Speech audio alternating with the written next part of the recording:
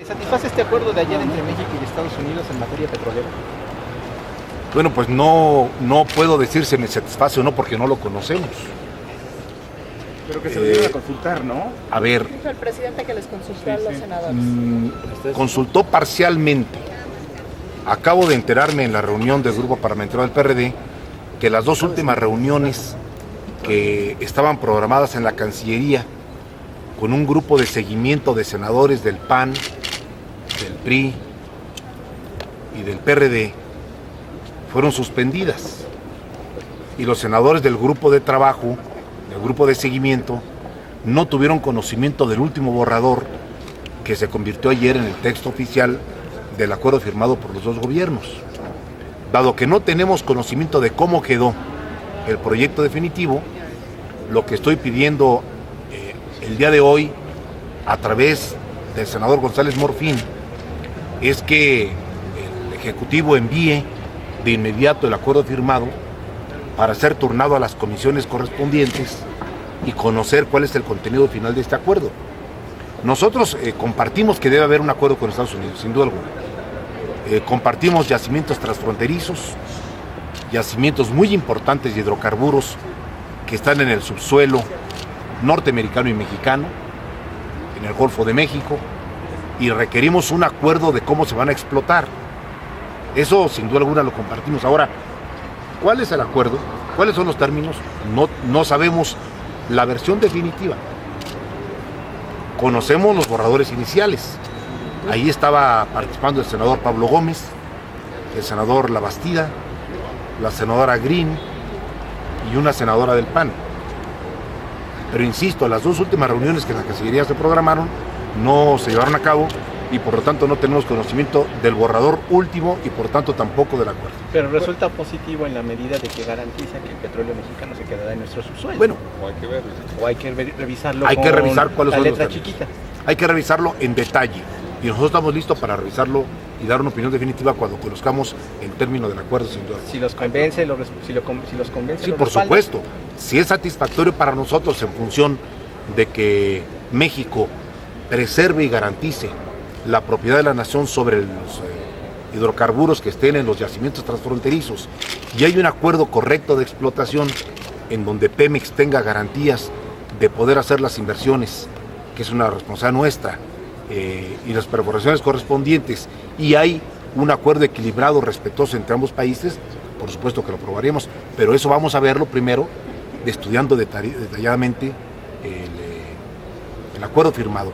Informo a ustedes que he pedido que el senador Leonel Godoy se incorpore de inmediato a la Comisión de Energía para que junto con el senador Graco Ramírez y el senador Pablo Gómez sean los encargados de revisar el texto del acuerdo que llega al Senado. Hay preocupación porque Estados Unidos ya estaba explotando esa zona, ¿no? Pero hubo un acuerdo de Así de- una suspensión provisional. Ahora tiene más experiencia, ¿no? Y quizás el efecto popote ya se venía dando y hasta ahora, ¿no? Llegaron a un acuerdo. Pues mira, por eso es necesario un acuerdo, porque evidentemente Estados Unidos tiene tecnología más desarrollada y mayor capacidad, porque ahí lo explotan los privados. No hay límite presupuestal por parte de ellos, ¿no? Y por lo tanto, sí es urgente que no haya una sobreexplotación de los yacimientos que comparten ambos países. Nos tardamos, pero qué bueno que ya llegó el tema. Ahora necesitamos garantizar que Pemex tenga toda la garantía de poder actuar e invertir adecuadamente. Oiga, senador, yo quiero preguntarle en este tema de Michoacán. Ayer el PRI acusa a la hermana del presidente, Luisa María Calderón Hinojosa, de haber, en términos coloquiales, soltado billete para comprar esa candidatura. Mira, escuché la conversación, escuché la grabación, escuché la declaración que se le agradece la franqueza al diputado Navarrete Prida. Me quedo con la última frase, cuando le preguntó a una periodista, bueno, ¿y cuál es la pretensión del PRI? Aplicar una vacuna mediática para equilibrar los cartones. O sea, confesión de parte, relevo de pruebas. Son fuegos de artificio. Andan muy nerviosos con el tema Tamaulipas, andan muy nerviosos con los millones para los tamales del 2 de febrero de Veracruz, andan muy nerviosos con la deuda coahuilense y el PRI decidió aplicar una contraofensiva mediática, una vacuna mediática, lo dijo textualmente el diputado Navarrete Prida, para entrar en una guerra de escandalosa mediática y para ello presentan una denuncia que no tiene ninguna seriedad. Lo dijeron ellos. Entonces, bueno, si ellos andan entre vacunas y antivacunas, entre contagios y vacunas mediáticas, pues que se entretengan con fuegos de artificio ellos, ¿no? ¿Y lo que dice el video del tráfico de dinero? Fue una grabación. Una grabación de lo que dice la grabación, de que va a dar... Eso no habría que tomarlo en cuenta. En la medida que Marco Cortés diera dinero, ella también iba a dar más dinero. Dijeron, billetazo contra billetazo, dijeron. Eso fue la frase que escucharon. Bueno, pues que presente la demanda ante FEPADE y que se investigue.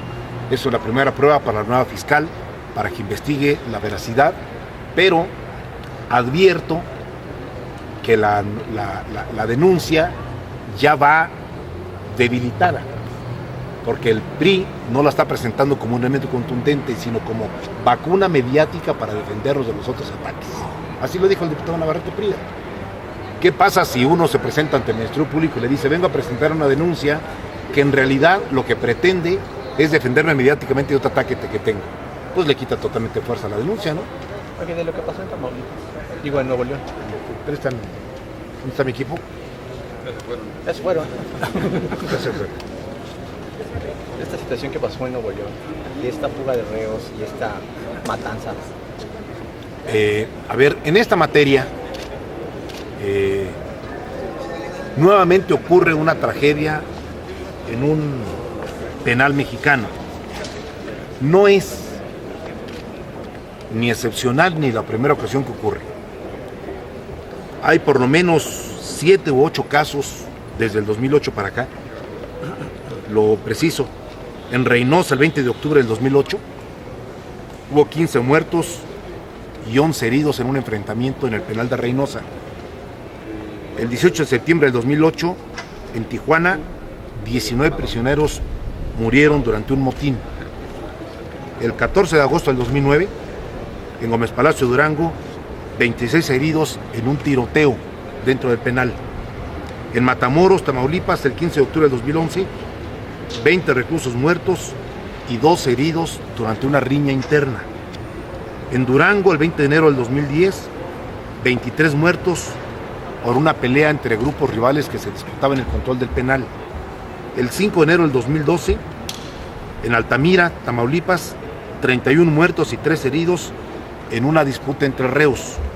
Y ahora en Apodaca, 44 reos mueren en una pelea entre guardias y prisioneros. ¿Qué está pasando en los penales? Es la gran pregunta. Hay un dato que se conoce públicamente. Las 431 prisiones mexicanas tienen una capacidad máxima para albergar a 185.561 reclusos. El último reporte que tenemos es de que la población carcelaria en el país es de 227.671 reclusos. A julio del 2011, por cierto, no tenemos datos nuevos al 2012. Seguramente que se ha incrementado. Reclusos de carácter federal y reclusos de carácter local, de la justicia local, del fuero común. Evidentemente hay una sobrepoblación carcelaria, pero ese es un tema. El otro tema es cómo se administran los penales del país. ¿Qué medidas preventivas y profesionales utilizan los gobiernos estatales para administrar los penales de la jurisdicción local? ¿Y qué medidas toma el gobierno federal para administrar los penales de jurisdicción federal? De que se nos está multiplicando la violencia en los penales, aquí están las pruebas evidentemente. ¿Qué requiere el Senado? A través de las comisiones de justicia y de seguridad, solicitar un informe detallado al gobierno federal del estado que guardan los penales del país y también una explicación de por qué se está multiplicando la violencia. Una explicación de que hay enfrentamientos entre reos es evidente. De que hay una tensión creciente en los penales es evidente. Aquí están los datos. Pero ¿qué medidas preventivas se está tomando para enfrentar la sobrepoblación y sobre todo la administración de penales donde están llenos de maleantes y de reos de alta peligrosidad? Senador, por la corrupción, ¿no? Pues qué casualidad que todos los que se fugan son zetas y los que matan son del Golfo.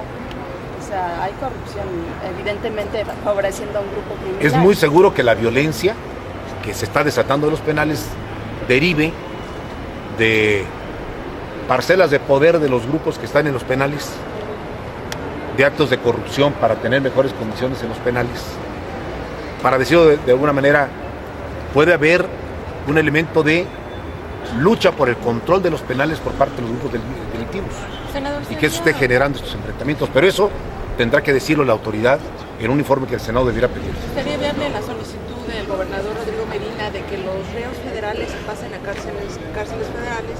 Sobre todo porque también dice el senador Pablo Gómez que el gobierno se ha hecho flojo y que le están dejando a las entidades que cuiden los reos y solo ellos aportan una pequeña cantidad para mantenerlos. Es totalmente cierto.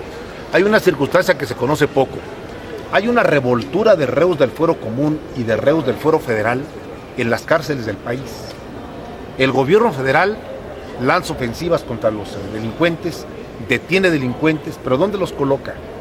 Los coloca en cualquier cárcel y solamente tiene un número reducido en las cárceles de alta seguridad para resguardar a los reos más peligrosos. Pero hay cárceles del fuero común de jurisdicción estatal llenas de reos federales. Y el gobierno federal lo que hace es dar una cantidad mensual, más bien diaria, día, semana, mes, para la manutención. Aquí en la Ciudad de México, las cárceles de la ciudad están llenas de reos federales, que por cierto, la cantidad que el gobierno aporta al gobierno federal es insuficiente para garantizar la alimentación de los reos. Hay un subsidio en los hechos de los gobiernos estatales al gobierno federal. ¿Tendrán que traerlos a los penales federales? Debiera haber un acuerdo de que los reos de alta peligrosidad de carácter federal, el gobierno federal los atendiera.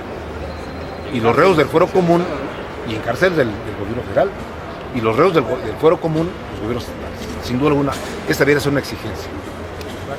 Gracias, muchachos. Nos vemos, Durante varios meses, la Cancillería mexicana convocó a un grupo de seguimiento de senadores de la República del PAN, del PRI y del PRD para evaluar los términos del acuerdo de yacimientos transfronterizos entre México y Estados Unidos. Hubo varias reuniones de trabajo, se conocieron borradores del acuerdo, hubo observaciones del senador Labastida, de la senadora Green, del senador Pablo Gómez sobre los términos del acuerdo que es indispensable, por cierto. El PRD considera que no se pueden seguir explotando unilateralmente por parte del gobierno norteamericano y de las empresas petroleras norteamericanas yacimientos que comparten México y Estados Unidos en el Golfo de México. Por lo tanto, compartimos que haya un acuerdo bilateral de explotación de estos yacimientos transfronterizos. Sin embargo, en diciembre y en enero fueron suspendidas las últimas reuniones con este grupo de legisladores del Senado para conocer la última versión del acuerdo de los dos gobiernos. Por lo tanto, no conocemos qué fue lo que se firmó ayer. No sabemos los términos del acuerdo firmado por los dos gobiernos. El gobierno mexicano tendrá que enviarlo al Senado porque tendrá que ser ratificado aquí. Y nosotros esperaremos a conocer el texto para ver las letras pequeñas y los términos del acuerdo. Si nos satisfacen, daremos nuestro voto para que se apruebe el acuerdo, evidentemente. ¿En este periodo? Sí, por supuesto, en este periodo.